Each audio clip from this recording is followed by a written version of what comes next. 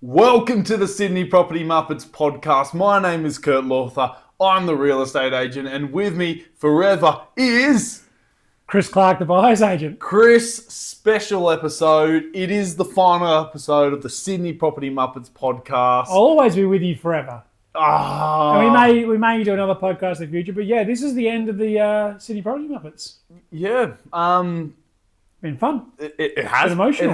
It has been fun. For those that are like wondering what is the point of this or stick around, I think it's definitely for those that would like to know the tips and tricks of starting a podcast. Yep. Not saying that Chris and I have Nailed it perfectly, but you probably can learn a bit from what we can say we've done right or wrong. all gone into stardom, but I think probably one thing I'll start straight off the bat that I'm. Oh yeah, let's tradition. cheers. Cheers. Cheers.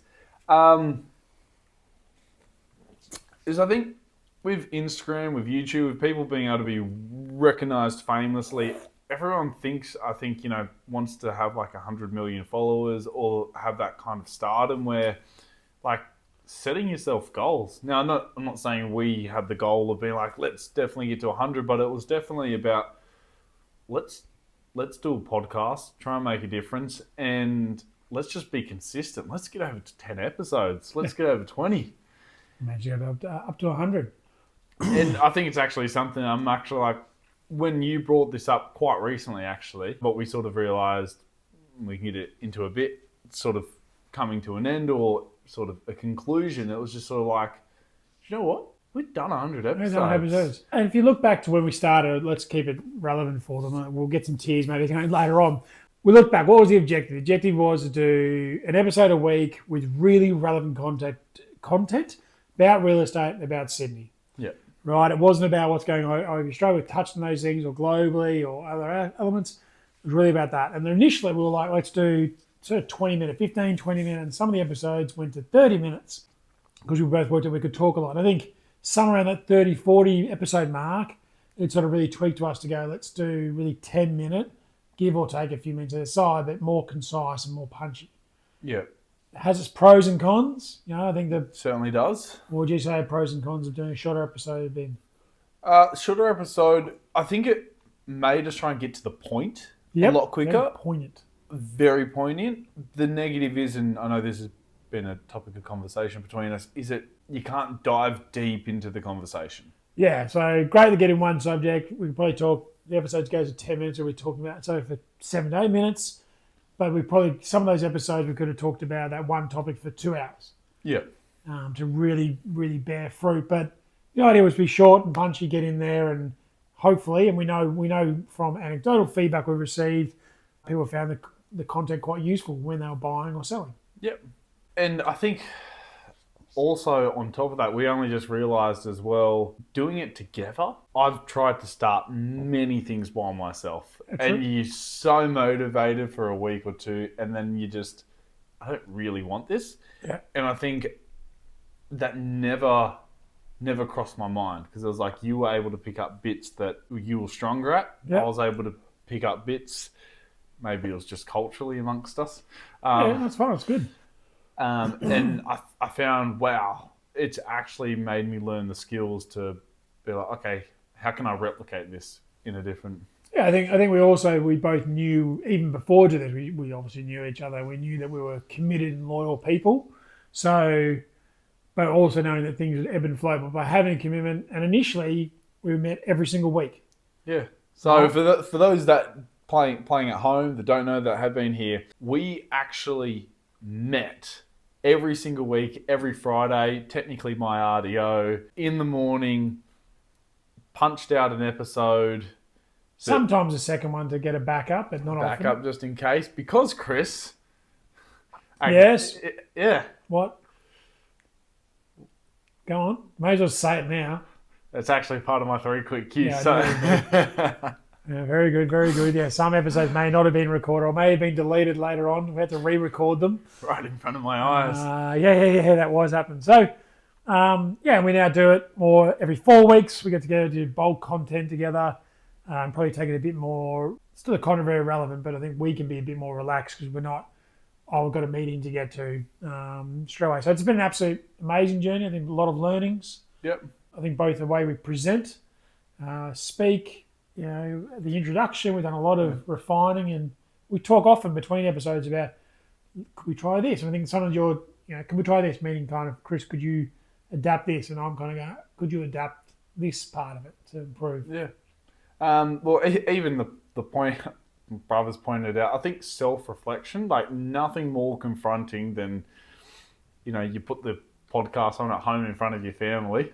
Oh, yeah, right, yeah. Sometimes I've done it, and I've got brothers, and the brutal feedback you've got back. I remember at the start I was very I kind of did it tongue-in-cheek today, but shouting in about, welcome to the Sydney Property Muppets. Whoa. And we don't have any text producers behind the scene to soften, to make it flow. So it's just coming through, and my brothers and dad are just like, mate. Coming in strong. I think the other part we've always done is we've always tried to keep it a bit fun, laugh.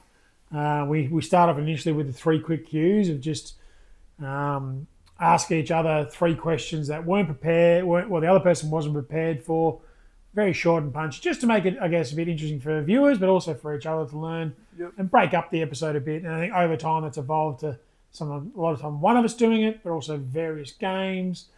But I think for me, what I'm proudest of is some of that content, from the selling to buying to auction. I've utilised it myself. I utilise these episodes to send to both clients and potential clients when they mention, we're really nervous about auction, or what does actually an off-market property mean? I'm going to sell my property. How do I select an agent? And for me, being able to say to them, no problem, I'm just going to send you a link to an episode that we did, and that might be from 6 months ago, but it's still very relevant content. And I know that I'll still use that in the future. I think it's really, to back you up on something we've learnt, it's helped me understand that we started this thinking that we're going to have great debates about, really good debates about different things, buyer's agent versus real estate agent. Your thoughts versus my thoughts. And really quickly, it became, we're both... You ever love him. We're quite both, but the ethical and be like, oh no, just do the right thing. This is what you do. Myself realising that there are a lot of agents out there, that there are many good agents, but there are also enough to be that don't do the right thing, that make it difficult, that are unethical, and really getting a perspective on what the buyers actually go through. Yep. Because even as a selling agent, you're not buying property. So being able to have that better understanding. No, and I think you've also imparted a lot of understanding about what other buyers agents do, and there's good ones and there's bad ones. I think it's from both sides of the fence. But I'll probably challenge you a bit around. You've been more definitely highly ethical in your approach for sure. But sometimes I'm just having we're introducing topics and going, okay, park that away. Other agents don't operate like that. So can you put your mindset into other agents who aren't operating the same way as you? And I think it's also real estate agents, buyers agents, they often network, you're often talking, but I think the in-between conversations as well. Yeah. I don't think I would have understood the conversations as much, or that understanding, if we weren't having the before conversations on an episode. I actually really think the in-depth knowledge of the buyer's agent, the industry, how you guys operate, couple of tricks of the trade, which sure. And vice versa, yeah. And I think it's been a great learning experience, and I think it probably feels right to. You brought it up about you needing to thinking it was time to, for yourself, focusing on your business a bit. Yep. Because we never, it would have been great to receive, copious amounts of dollars from it, but at the end of the day, it was really to help the buyers themselves. And this has been more our blood, sweat and tears. There's been no financial reward back from this. If anything, we put money into this, and that's fine. We got that. We sort of knew that from the beginning. This would be a labour of love rather than a labour of cash. But hopes of cash. But generally to help out the buying community in the Sydney market. But then, as you mentioned or said that you're going to part ways, I was tempted, do I continue? But then I just sort of thought, I was like, you know what? Sometimes it's instead of holding on to something, it's just, you know what? It's been a fantastic ride. An amazing journey. It's our little small thing. Episodes are up there. Well, and I touched on just now, and you also said the same thing off air. I hope I'm here for a very long time, but if something happens to happen to me in the near future, there's 100 episodes for my kids to be able to go back. Now, will they want to watch every episode? Probably not. Bruce, Mabel, love you dearly. Absolutely do. But, there is a lot of content there for them to potentially be able to go back through, and for your family if that ever happens as well. But let's all not joke about it. 100 episodes, like Every Man Whose Dog's Got a Podcast, not many get past 10, not many get past 50, and we've got to 100. Yeah. I think it's huge. Yeah, I like it. I'm going to miss it. I'm going to be sad, but looking forward to what comes next, as always. Let's get on to some 3 quick cues. 3 quick cues. Actually, Chris, I was just going to say, before we get to the 3 quick cues, I was just going to summarise. So basically, I think if Chris and I were to put in summary, to give anyone wanting to be able to help their community, to help, I guess it's helped you substantiate your business, win some clients. I think the first couple of things is just start the podcast. You'll see we don't actually have an episode 1 on YouTube because we just recorded on the phone. Audio. Yeah. And it was never about all these big changes. It was just small little changes along the way. Don't worry about trying to do an hour episode. It's like just... No, we didn't even have thumbnails. We got those over the time. We didn't really do show notes very much. We did those later on. And small... Shorts and reels and... It's about small change. I just think press the start button, just go. And to be honest, your first episode, no one's going to crap. No one's going to listen. No one's going to watch. So, all right, what are we going to do? I reckon you go first. Okay. Well, mate, you've run out. Have you lost a question now? No. Go on then. 2. What was your most memorable moment? I think what comes to my most memorable moment was probably the intros. Oh, okay. Yeah, all of your intros. The Sydney Property Muppets always said with a great amount of gusto. But it always made me feel like, okay, and then really, very quickly that, welcome to Sydney Property Muppets, Kurt Lawther, and With Me Forever is Chris, just seemed to flow very nicely. So that'll be a strong memory forever. I like it. Talking about memory. Yeah. Do you remember the the first gift I gave you? Or was it a gift I gave? We've been doing it about 2 months, just going into Christmas 2023. There's a T-shirt of the Sydney Property Muppets, exactly what you got on. Yeah, very, very nice. Oh, was that if I remembered it? Yeah, I wasn't sure. And actually, we had mugs. I had the 2 mugs. I'll give you one tonight, actually. Oh, lovely. We don't use this anymore because now it's more beers. All right, back on you. Exactly. Perfect. Here's a question. How many times did you not press record and delete the episode? I think it was 3. Do you think it was more? I think it's 3. There was 2, and then there was the deletion. Yeah, deletion. 2 I didn't press record in the end, and then, at the beginning, sorry. And then, 1 that we actually had it, and I was edited together, and we're sitting here and about to basically publish it like a week later, and I completely deleted it from every device. I was watching it in front of my eyes. Now, I didn't realise the importance of you deleting that. I was just like, no, of course not. I didn't either. All right. Why are we called the Sydney Property Muppets? Why is because we want to be specific. Where did it come from? It came from me. There you go. It came from me.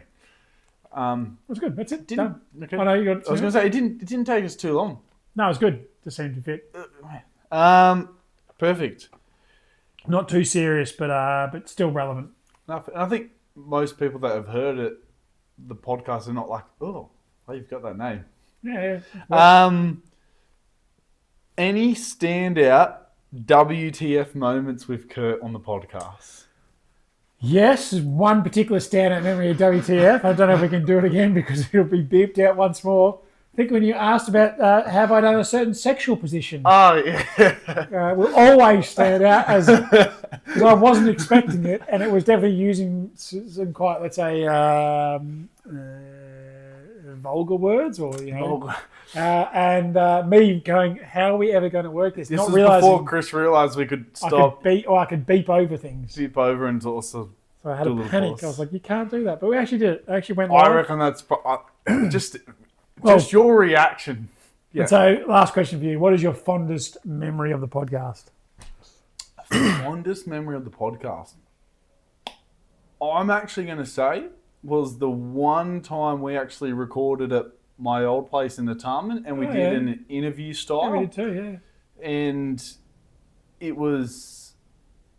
I sort of took it literally more of an interview, and it sort of flowed. Yep, I liked it. Yeah, it was good. It was definitely like a half-hour episode, those ones. Yeah, but it was just sort of, it was nice sort of getting to, I guess you didn't realise the deeper questions where I definitely went into things. Beautiful. Maybe I should be an interviewer. Stephen Butler. And I think it was just nice, just being able to have that chat on camera, getting experience from someone who's a little bit older than me. Not too much, but Pretty a little bit older. Fine. And it's Smoky Silver. I've always liked those older friendships, but it was nice. No, beautiful. All right, well, that's going to draw to a close. Draw to a close. Sad to say, mate, it's been an absolute pleasure and an honour. It has been a pleasure, mate. And obviously, we'll keep mates, so we'll keep in touch. We're going out tomorrow night. Thank you all for dropping by. No homework. I'm pretty sure it's no homework. No homework, and then I can guarantee you we're not going to do a Sheldon Cooper from The Big Bang Theory, and someone posted, he finished his podcast on the show, and then someone posted, I'm going to miss this, so he started back up the podcast. Oh, right, okay. Yeah, I think that's going to happen. But thank you all for dropping by once again. Thanks to those who have been there from the beginning. There's definitely some people out there. I know Helene in particular, she's watched many episodes. I really appreciate her following. And thanks. Yeah, legends. Cheers, guys. Friends, family, all the best. And Kurt.